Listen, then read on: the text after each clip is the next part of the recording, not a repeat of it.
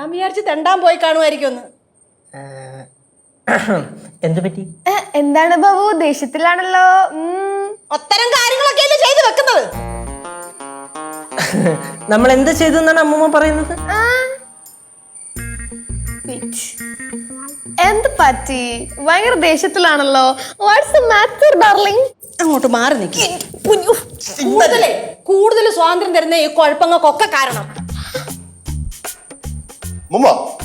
എന്തോ വിഷയം? മോനെ, എന്റെ പൊന്നു മോനെ, മോനെങ്കിലും ഇതുങ്ങളെ ഒന്ന് ഉപദേശിച്ചൂടായോ? ഈ മുതുക്കനെ മുതുക്കിയ എന്റെ അമ്മമ്മ ഇവരൊക്കെ വലുതായി, ഇനി എന്തോന്ന് ഉപദേശിക്കാനാ? വലുതായതിന്റെ എല്ലാ കുഴപ്പങ്ങളും ഉണ്ട്. എന്താണ് പ്രശ്നം? ഒന്നുമില്ല. അങ്ങനെ പറഞ്ഞാ പറ്റൂലല്ലോ. വന്നപ്പോ തൊട്ട് കിടന്ന് ബഹളം വെച്ചോണ്ടിരിക്കുവാണ്. എനിക്ക് മനസ്സിലായില്ല എന്തോ കാര്യം. എന്തോ കാര്യം നിങ്ങൾക്ക് മനസ്സിലാവത്തില്ല. എന്റെ സ്ഥാനത്ത് നിങ്ങൾ നിൽക്കുമ്പോഴേ നിങ്ങൾക്ക് മനസ്സിലാവത്തുള്ളൂ. ശരി.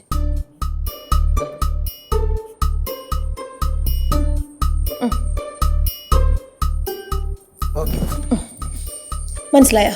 ഇല്ല. നിനക്ക് മനസ്സിലായോ? ഒട്ടുമില്ല. അമ്മൂമ്മ നിൽക്കണ സ്ഥാനത്ത് നമ്മൾ നിന്ന് എന്നിട്ട് നമുക്ക് മനസ്സിലായില്ല. ഇനി നമുക്ക് മനസ്സിലാവുന്ന പോലെ ഒന്ന് പറയൂ. കേട്ടോ, തർക്കുത്തരം പറയുന്ന കേട്ടോ. ഞാൻ ഒന്നും പറയുന്നില്ല. ഒന്നും ഇല്ലാഞ്ഞോണ്ടാണ് അമ്മൂമ്മ വഴക്കിടുന്നേ.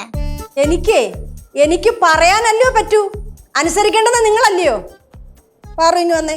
ഞാനൊന്നും ചെയ്തിട്ടില്ല. ഇങ്ങ് വാ. എന്തുവാ? ദേ, അമ്മൂമ്മ ഒരു കാര്യം പറയാം. അമ്മൂമ്മ പറയുന്നത് കേട്ട് ജീവിച്ച മക്കൾക്ക് നല്ലതായിട്ട് ജീവിക്കാം. അമ്മ, ശരിക്കും എന്താണ് പ്രശ്നം?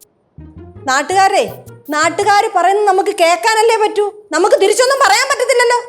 പറയാൻ പറ്റുമല്ലോ, തിരിച്ചു പറയണം. കൊച്ചുമക്കളെ കുറിച്ച് പറയുന്ന കേൾക്കുമ്പോഴേ നമുക്ക് വിഷമം വരുവാ.